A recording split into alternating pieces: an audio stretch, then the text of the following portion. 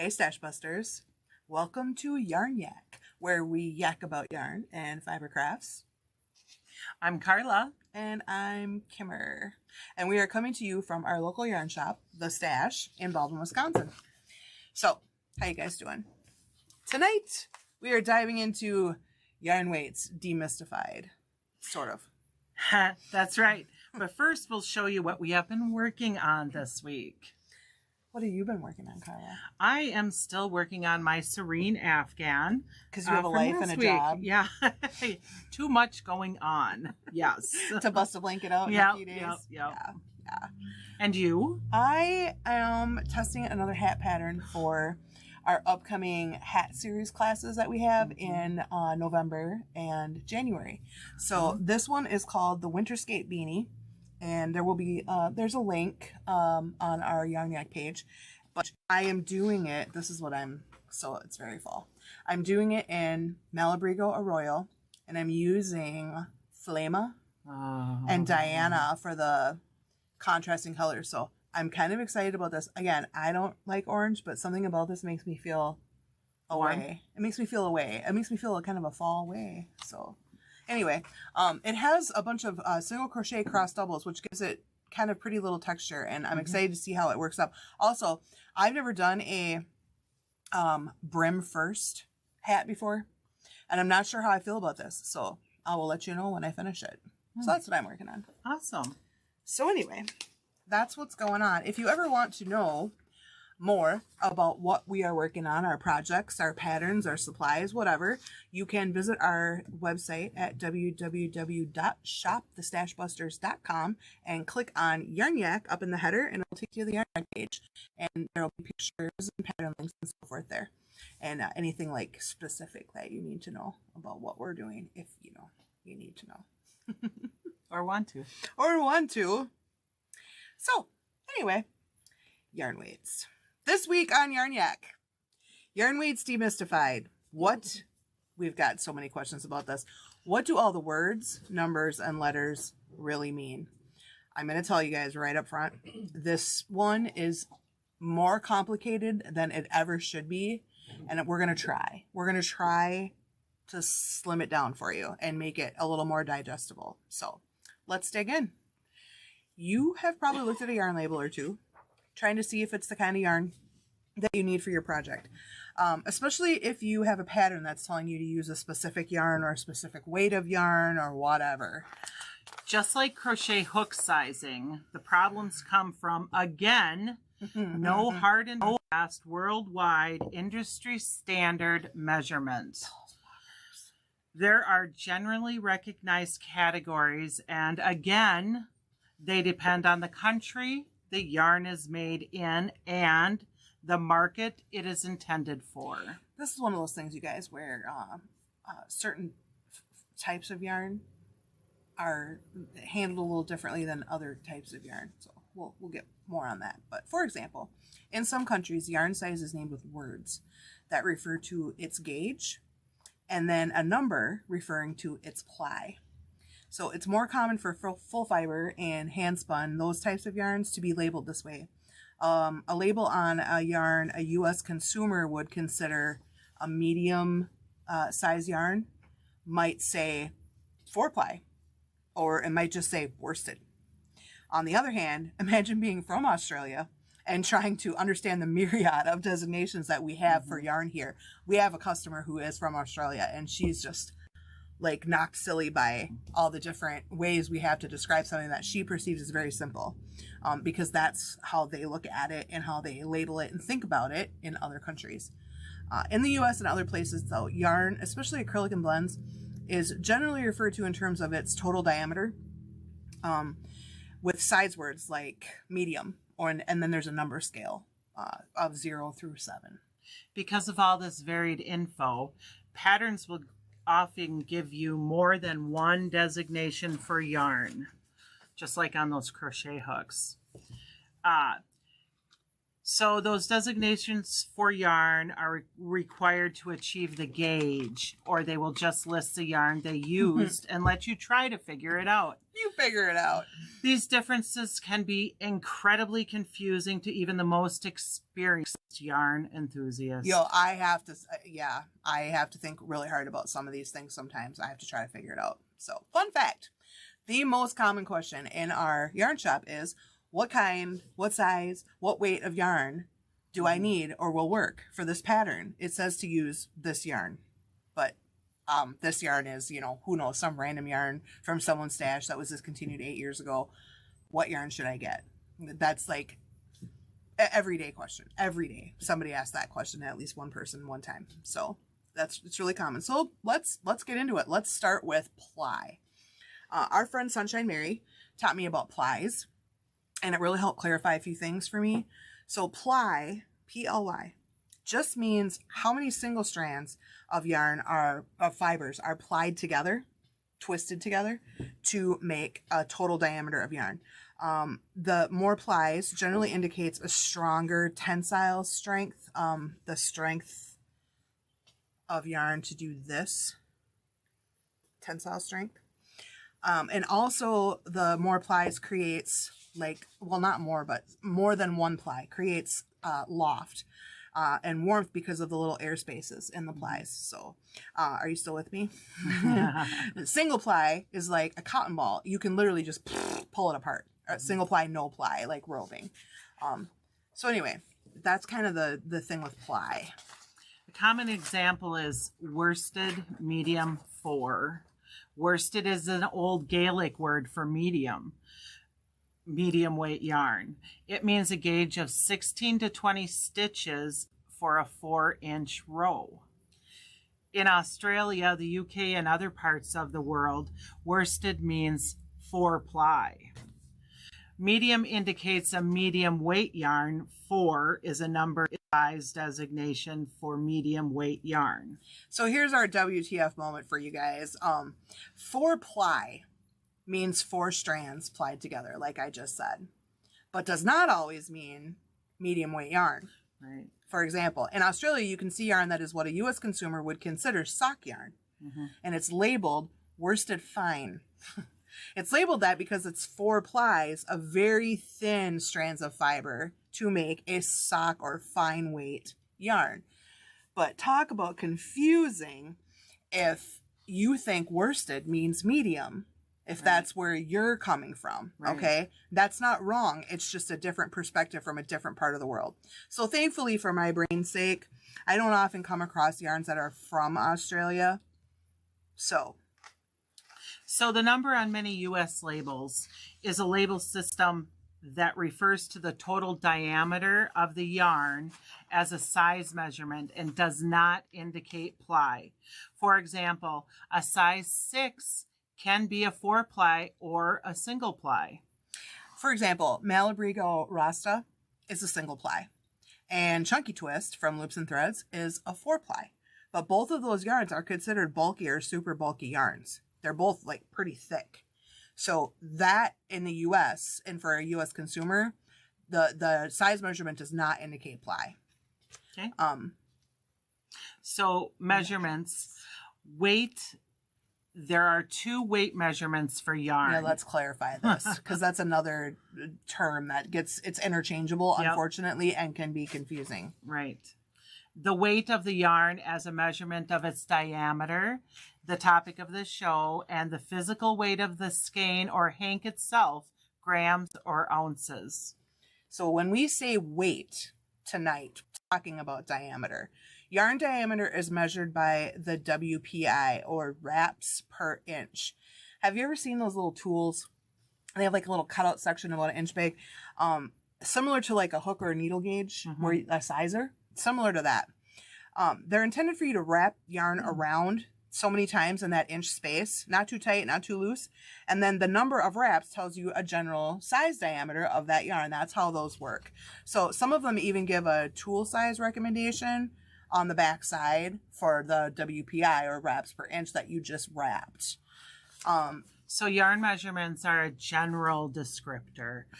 Much like jean sizes, every brand has their own parameters for sizing.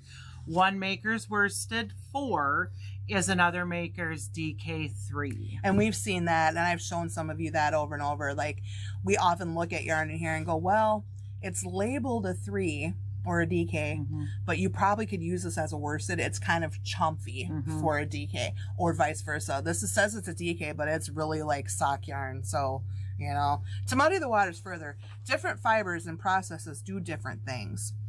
Some fibers bloom, it's called bloom, as you work them. So though they look fine, they look very skinny, they may actually work up much larger than they appear. For example, mohair. Mohair is a really good example for that. All the tiny, almost invisible, fine little hairs that come off of a strand of mohair actually bloom and make the size of the finished item 3 or 4 times bigger than what that strand of almost thread looks like it's going to do. So that's why you will sometimes see a really skinny looking yarn labeled a larger name or a number, because it's going to bloom. So these are terms, I'm going to list some terms that you'll see most of the time in patterns do all the work. And on yarn labels. And we will try to group them together for you to help you understand them better. Yeah, so, take notes, you guys. Here it is. So the first one, these are all the same, okay? So you may see 0, lace, thread, superfine, ultrafine. We call this lace. Or lace weight. Yarn hell. Yeah. The next one would be 1. A size 1, or fingering, sock, superfine, fine, baby. We call this sock or fingering. Or more yarn hell. And then number 2, you see 2, the number 2, sport, light DK, or baby. We call this sport. Around here we call this sport, or still yarn hell. And then we have 3, or DK, light worsted. We call this DK. And now we're talking. This is more in the sandbox I like to play in. DK, I like DK. DK will do it. DK stands for double knitting, if you didn't know, which means nothing. Double knitting can be a lot of things. It's an actual knitting technique, or it can mean holding 2 lengths of yarn together while knitting or crocheting. I do that a lot. In this case, DK, as far as yarn weights go, DK just is referencing the weight of the yarn. It has no deeper meaning than that. It doesn't mean anything. It's just a word, like medium. DK is just a word. It's just another word. So, okay. Next one. The next one is 4. Worsted, medium, or Aran. I call this worsted. And that's my go-to yarn. That's my go-to. That's the one I use for everything. Like a lot of things. You know, that's your most common, I think. I think yarn. There's most people would say that that's probably the one they encounter the most. And probably the most comfortable working in. It's neither too thick or too thin, and so on and so forth. Yep. Absolutely. Yep. So the number 5 on a label could also mean bulky or chunky, Aran, rug, or craft. We call this Aran or chunky. Around here. This is my favorite for speed. That's what homestead is. Homestead is an Aran or heavy worsted, chunky, basically, yarn. And it's quick because of that. It's not really fat, but it's just a little thicker than your standard worsted weight. And it seems to work up a lot quicker. It feels like it. Yeah. Yep. And perception is everything. And perception is everything when you're doing a project, right, for sure. Exactly. Absolutely. So then we move on to the number 6. So 6 on the yarn label could also be super bulky or roving.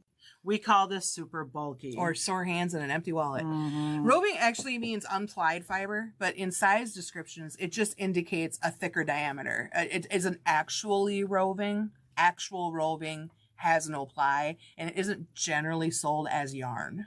Not generally. 7 or jumbo or roving. We call this jumbo. Or what in the name of all that is holy do you need this weight Right, for? right. What are you making? Yep. A basket, maybe, I guess. Right. But Well, other than that, oh man, I can't even, the wrist pain, okay? The wrist Yes. pain. So yeah. It's most helpful to know the numbers and their most common corresponding descriptive word for where you live. Okay, for where you live and what you do. When you're trying to substitute yarn in a pattern, the best way is to find out what type and weight yarn it is asking you for. And then check your yarn for those things. Then check the gauge requirement. And then swatch it. Remember when we were talking about gauge and swatching last week, we mentioned that whenever you're yarn subbing for any reason, that's a more important time to swatch because you're changing something. And if you want the pattern to turn out as instructed, you probably should check your substitutions and make sure they're going to work. So, do you feel like you just went to yarn college? Yes. I mean, isn't that what the internet's for? Yes. So I'll save you right now. Here is a super helpful website. When substituting yarn for any reason or trying to figure out the yarn they're asking you for, what it is, there is a website called yarnsub.com. www.yarnsub.com. The website will be posted on our Yarn Yak page. So what it does is it basically tells you everything you could possibly need to know about a yarn. Any yarn, pretty much any yarn. There's not, I mean, they may not have small indie dyers on there and so on and so forth. Some of them maybe, but they probably, but pretty much any manufactured yarn that you're going to be able to buy or ever could have ever bought, even really old discontinued ones, they have on there. And it is very helpful for comparing weight, fiber content, the finishes like sheen. If something has a high sheen and something comparable doesn't, they mention that. This is like a 95% match, you know, docked 5% points because it doesn't have the same sheen. Like they tell you that stuff. The twists, the plies, and then it's an excellent list of discontinued yarn and things that are not discontinued that are comparable that you can use to substitute. So it's a great website. I use it all the time. So I will try to list it in the description too of this episode and then again it'll be in our Yarn Yak page. So www.yarnsub.com is your friend. Bookmark it. And now, Drum roll. deserted island questions. I just want to sit back here for a second and just take in yarn college for a minute. What's your favorite weight? Mine? This is not your deserted island question. Oh, shoot. Yeah, what's your Thought favorite? It was easy. What's your favorite weight? Like, what's your like? Yeah, that one. So I really used to gravitate towards 4, the worsted. And my favorite hook, which is a J. I always used to do everything in that. Everything. Yep. I actually went through that too for a while. And now I really I'm not afraid of sock yarn. Not afraid at all. I really like that. You're beautiful. I love. Carla does yes. really beautiful, finer weight work with her crochet. I really like it. She has a lot of patience. It takes a long time. Not gonna lie. Your stitches, your gauge is so beautiful. Your tension is so beautiful. So your stitch definition. When I look at it, it really makes me happy because it would make me happy too if mine looked like that. You will take this really tiny yarn. And you'll make a double crochet, and it's maybe the size of a, the height wise of a single crochet of worsted, and then you have a whole cowl of those. Thousands of them. And then it just lays so nice. Yeah. Really. To me, probably because I'm pressed for time so much compared to if I just crocheted for fun. Yep. Right. I just. It makes my brain cells leak out my ears to think about using really fine weight yarn. So that, and also I'm an instant gratification girl. I like things to be quick and dirty and fast, and I want results. So for me to go from, cause my favorite is DK, right. Especially these days, I tend to use DK or light worsted, or like a 3/4. So, and that's because I used to work 2 strands together of worsted, so basically what would amount to being a super bulky and on an L hook. I used to do that all the time, and if I had to use something smaller, like much past an H, I would get owly. I would be like, oh, it's gonna take forever. But I've done whole blankets on an E hook, since then, and just I really do like the better the tiny, precise precision stitch definition of smaller yarn and a smaller hook. I just have to be in the right mindset to do it. So that's kind of my favorite. Yeah, I think it looks really nice. And I'm not going to say that I sit down and finish it start to finish all in one fell swoop. You need breaks because I mean it's tiny and sometimes you just get tired and you need to set it aside. You can't also don't talk because I don't care what you say. I'm talking.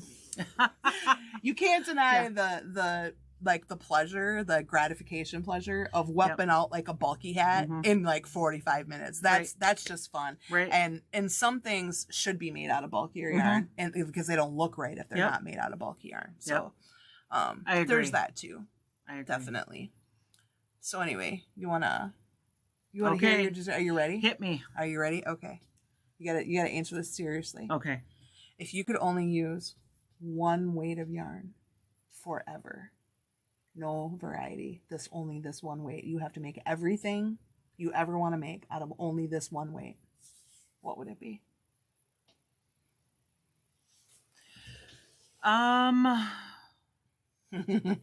Wow. That's kind of cruel. So you have to make a basket, a blanket, a scarf, a hat, mittens, everything out of this same weight. DK. I think I do DK. Wise choice. Yeah, because it's not too bulky for like cowls and sweaters and and it's not too light. You can make underwear out of DK. Yeah, if you exactly. And it's not too light. I mean, if the apocalypse came. And it's not too light for a blanket. Nope, it's not. No, and it actually, if you made motifs out of it, it would bulky up your blanket. So sure. Yeah, so I think so. DK. DK, that's what you do. I concur. I think if that was my choice, I think that's what I would pick too at this point. Either DK or medium or 4, one of those two. But there's a lot of reasons to choose DK instead of a worsted medium. Right, absolutely. And like you just said too, to think about if you wanted to make a finer thing, and some of those things are really hard to make with a worsted, and at the same time most things that you can make with worsted you can make with DK. So yeah, I agree. DK. I think it's the most versatile. Yeah. Yep. And I never would have said that. I know, 3 right? years ago, I know. I 2 can't years believe ago. these things that are coming out of my mouth right now. I know. Same. But so, you change, you grow. Absolutely. So maybe this episode, just understanding weights better, will help some people stretch out a little bit and confidence try helps something too. Because if you start using it, the first couple times you use something that's really a lot thinner, then it may feel awkward in your hands. It might feel slow. Yep. But then you finish something and you're like, wow, it's so beautiful. That linen. Really I know. Oh I my remember gosh. that's actually what turned you. Yeah, That's what it did. That's what turned. She did this. Did. It was a lace weight, wasn't it? Or a fingering weight linen it blend. was. Yeah. It was the thread practically. Yep. And she crocheted on a steel hook, I think. I did. Yeah, that was, and it's beautiful. It is, but every time I looked at it and looked at her hook, I wanted to stab myself in the eye with that hook. It took a little while because it's like this long, and it's this wide, and it was something else. But I'll tell you what, how proud are you of it now? Oh my God, I love it. So the other thing with that is this linen. It feels kind of stiff when you're first using it, but as you work it, it softens up like you wouldn't believe. It's kind of like paper that way. You know how paper in your pocket and goes through the wash a few times and gets really soft. Yeah, linen's like that. When you touch it, it's really stiff. I love it. It doesn't even your stitches don't even close up right. It looks funny, but as you handle it and work, they just I don't know. It's like magic. It really is magic. Yeah, it was wonderful. Yeah. So, Kimmer. Yeah. Would you rather crochet an Afghan with sock weight yarn or crochet socks with chunky? God. Do my socks have to resemble socks? Yeah. And let me just say they need to be knee-high socks, not just little anklets. Because those would be man. Because those would be slippers, and we're talking socks. I'm gonna say I'd rather do an Afghan out of fingering weight because I would do it in big 12 by 12 motifs, so I could just make a motif and move on. Because then I would feel like I finished something. Yes. And that's everyone's different, right? That's how I operate. If I can do things in smaller chunks and get a sense of accomplishment out of it, that makes me have the strength and the will to go on. Yep. Otherwise, something like that, all like row by row, would be in the timeout corner in like in 2 perpetuity. rows in forever. Yes. Yeah, forever. So I'm gonna go, because I can't even imagine trying to. Those wouldn't be socks. I don't know what that. Like I said, I would look like the Michelin Man. It's knee-high socks and they'd be like bulky weight. mukluks. Let's figure out. I'm not even sure how you would do that. Can I put an order in for a pair of those? Winter's coming. Winter's coming. Winter is coming. Right?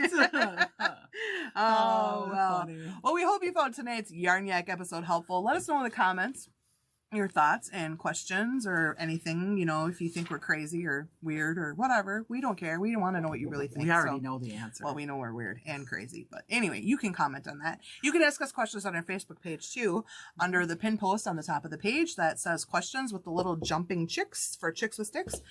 Be sure to check out our website at www.shopthestashbusters.com. Follow the Stash on Facebook, Instagram, subscribe to our YouTube channel, where we upload Yarn Yak episodes on Wednesday morning. And also we have tutorials. We have Shut Up and Give It To Me tutorials that are 6 minutes or less on specific things. And then we have other tutorials too. And also you can request in comments tutorials on other things that you would like one for, and we will be happy to give it to you. So tune in next week. We're going on a taping trip this weekend. We're going on our Wisconsin yarn tour. Vroom, vroom. Yeah, we're excited. And we're also going to tour a fiber farm that has their own mill and sells their yarn. They have, I believe, alpacas and sheep. So I'm excited about that. I am too. We're checking out some southern Wisconsin local yarns while we're down there. We are going to film a surprise Halloween episode. Exciting. We have a lot to do this weekend. So Carla and I will be gone this weekend from the store, but we will be back on Yarn Yak next week. And the episode will be from our trip. We will have something special to show you from our trip. So join us then. And until then, happy yarning, friends. We'll see you soon. See you soon. Yarn.